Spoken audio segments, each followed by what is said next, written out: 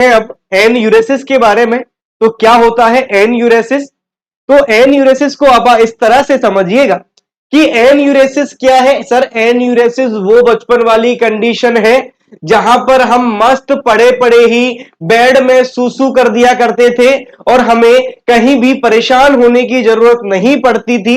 हम जहां होते थे वहीं सूसू कर दिया करते थे। तो ये जो एन यूरेसिस है ये क्या हो गया? Bed wetting. Bed wetting.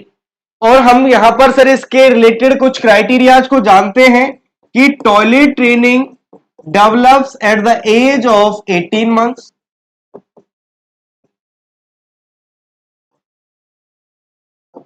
Incomplete bladder control in day time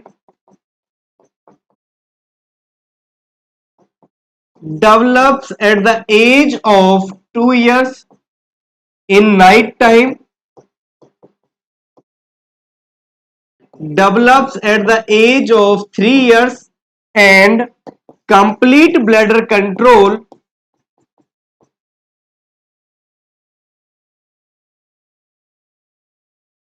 develops at the age of 5 years. Develop at the age of 5 years. तो सर ये एन्यूरेसिस क्या है कि आपने बताया ये एन्यूरेसिस वो कंडीशन है जब बच्चा बेड पे सुसु कर देता है, जब वो अपनी मर्जी का मालिक होता है और उसे सुसु करने के लिए वॉशरूम ढूंढने की जरूरत नहीं पड़ती। साहब सोते सोते ही क्या कर देते हैं? परम आनंद की प्राप्ति कर लेते हैं और वो साहब क्या कर लेते हैं? बेड में सुसु कर लेते हैं। अगर बच्चा 2 साल की उम्र तक डे टाइम कंट्रोल कर पा रहा है, 3 टाइम की उम्र तक नाइट में कंट्रोल इनकम्प्लीटली कर पा रहा है तो नॉर्मल है।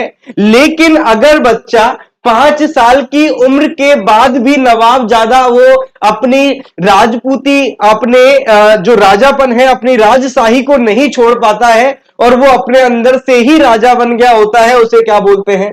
एन यूरेसिस। कि बच्चा अगर 5 साल के बाद भी पेंट में सुसु करता है, बेड पे सुसु करता है, तो वो कंडीशन क्या है? Enuresis. क्या कंडीशन है? Enuresis. तो चलिएगा इसके अंदर लिखते हैं।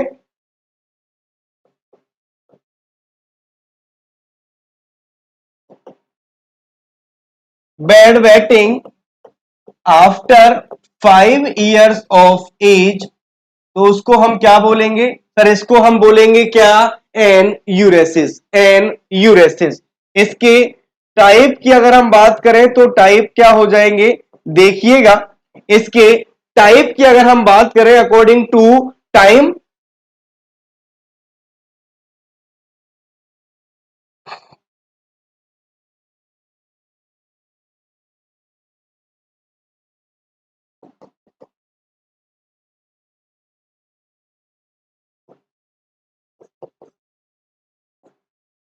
डायूरिनल, नॉक्चुरल, मिक्स्ड।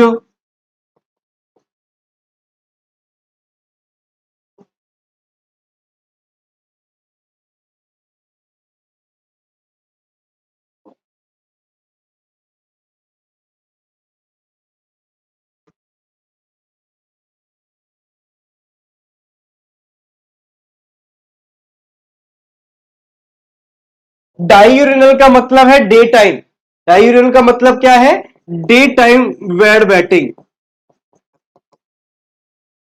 नॉक्चुरल का मतलब है नाइट टाइम में वेड बैटिंग। मिक्स्ड का मतलब है कि भाई साहब भेदभाव करते ही नहीं है, सुबह हो या शाम उसकी तो नवाबजादी जाती ही नहीं है। लिखिए according to time.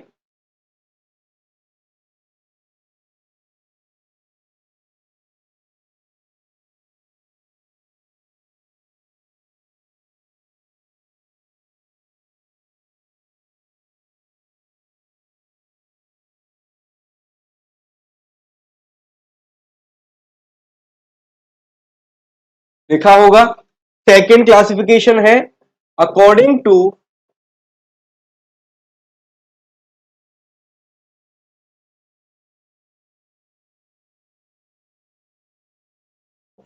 Establishment of bladder control. और इस आधार पर ये दो तरीके के होते हैं, primary and secondary.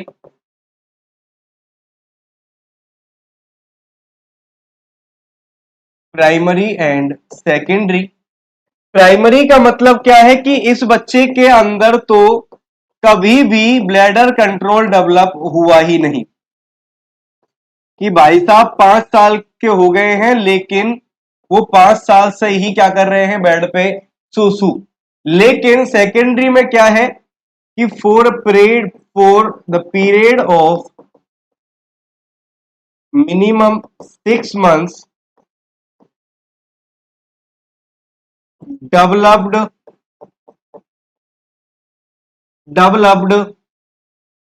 Bladder control, लेकिन उसके फिर 1 साल के बाद में वो क्या कर रहा है, उसने ब्लैडर कंट्रोल को खो दिया है। वो क्या कर रहा है, बेड वेटिंग कर रहा है। छापो।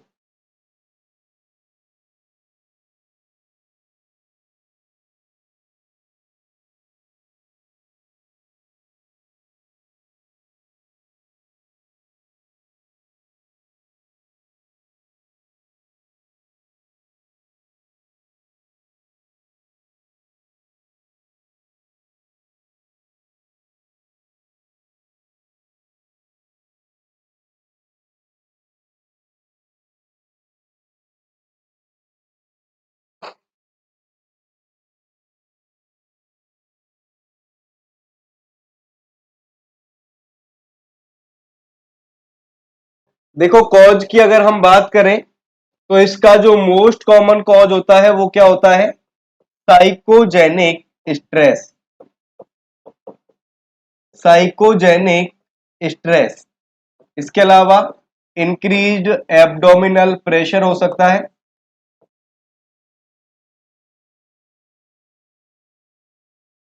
न्यूरोमस्कुलर डेवलपमेंट प्रॉपर नहीं हुआ है, ये कंडीशन यहां पर हो सकती है। फियरफुल सिचुएशन हो सकती है। इसके अलावा और क्या हो सकता है यहां पर, anxiety between 2 to 5 years of age हो सकती है। ठीक है, ये इसके कॉज हो गए।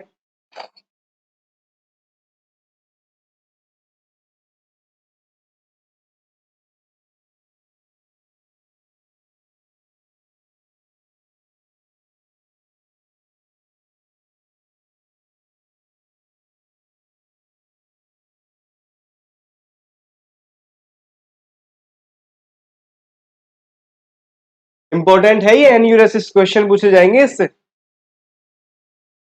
लिखा होगा। मैनेजमेंट की बात कर लेता हूं।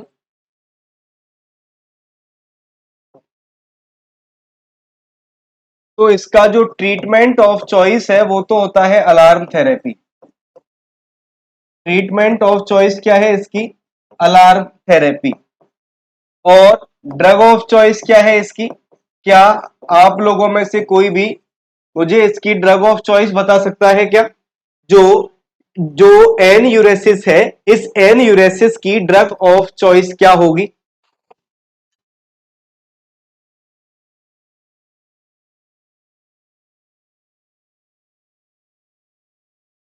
5 साल से बड़ा बच्चा है, टीचर से डर हो सकता है, मम्मी पापा से डर हो सकता है, कुछ टूट गया है, उसको डर लग रहा है कि पापा आएंगे मरंगा मारेंगे। मार पड़ेगी, चप्पलें पड़ेंगी।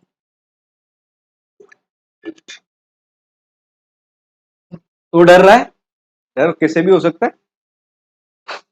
देखिए, इसके जो ड्रग ऑफ चॉइस है उसमें हम ट्राइसाइक्लिक एंटी डिप्रेसेंट काम में लेते हैं। और इसमें जो फर्स्ट प्रायोरिटी हम देंगे वो देंगे डेस्मोप्रेसिन को। किसको देंगे, डेस्मोप्रेसिन को। अगर कोई बच्चा पुरानी टारगेट हाई या बुक यूज कर रहा है और वहां पर आंसर इमिप्रामाइन दिया हुआ है तो आप उसको करेक्ट कर ले, क्योंकि इमिप्रामाइन पहले हुआ करता था। अब मैं एक लाइन लिखवा देता हूं, imipramine is now not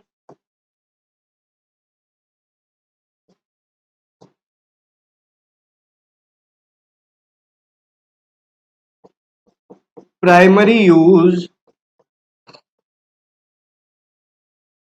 because it causes cardiac side effect।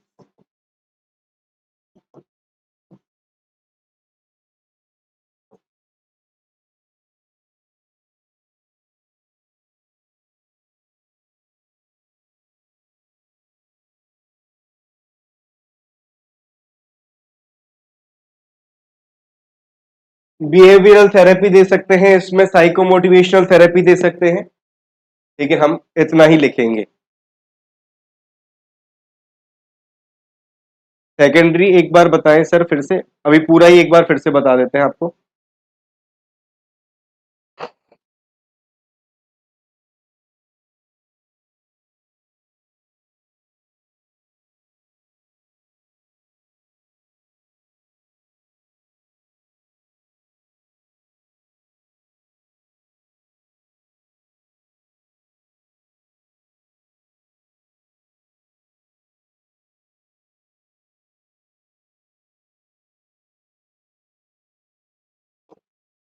तो देखिए, हम यहां पर एन्यूरेसिस की बात कर रहे हैं और एन्यूरेसिस को हमने इस तरह से समझा कि सर ये बच्चे की वो राजशाही है जहां पर बच्चा अपनी राजशाही में रहता है और बच्चा अपने जगह से उठकर वॉशरूम तक जाने की परेशानी नहीं झेलता और बच्चा बेड पर ही सुसु करता है। सो enuresis is bed wetting.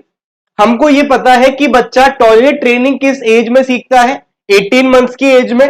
Incomplete bladder control day time के अंदर कब पाया जाता है, 2 इयर्स की एज में, नाइट टाइम में 3 इयर्स की एज में, और complete bladder control is present at the age of 5 years.